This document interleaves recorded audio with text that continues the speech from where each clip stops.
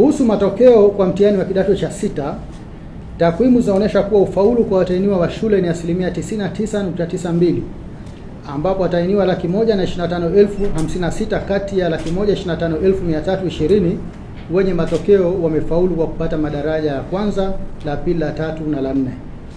Mwaka 25 watahiniwa 125,779 sawa na 99.95 ya watahiniwa wa shule walifaulu, na mwaka 24 watahiniwa 103,252 sawa na 99.92 walifaulu. Kwa upande wa watahiniwa kujitegemea, idadi ya waliofaulu ni 6,112 sawa na 94.5. Kuhusu ubora wa ufaulu, jumla ya watahiniwa 124,603 sawa na 99.56 wamepata division 1, 2 na 3. Mwaka 25 waliopata division 1, 2 na 3 walikuwa 125,375 sawa na 99.62. Mwaka 24 walikuwa 102,719 sawa na 99.4, na mwaka 23 walikuwa 95,442 sawa na 99.3.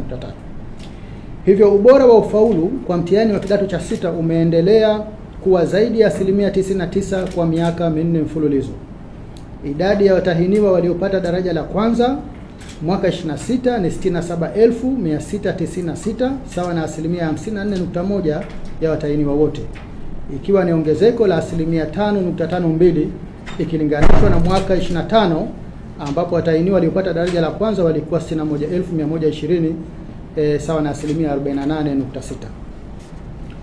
Kuhusu ufaulu kwa jinsi, takwimu zinaonyesha kuwa hakuna tofauti kubwa ya ufaulu kati ya wasichana na wavulana, kwani wasichana waliofaulu ni 61,733 sawa na 99.94, na wavulana ni 63,323 sawa na 99.91 ya waliofanya mtihani. Aidha, hakuna tofauti kubwa ya ubora wa ufaulu kati ya wavulana na wasichana, kwani waliofaulu kwa madaraja ya kwanza, la pili na la tatu ni 99.6% kwa wasichana na 99.53% kwa wavulana. Kuhusu ufaulu kwa tahasusi, takwimu zinaonyesha kuwa waliofaulu kwa kupata division 1 na 2 kwa tahasusi za lugha, sayansi jamii, biashara na uchumi ni zaidi ya 95%.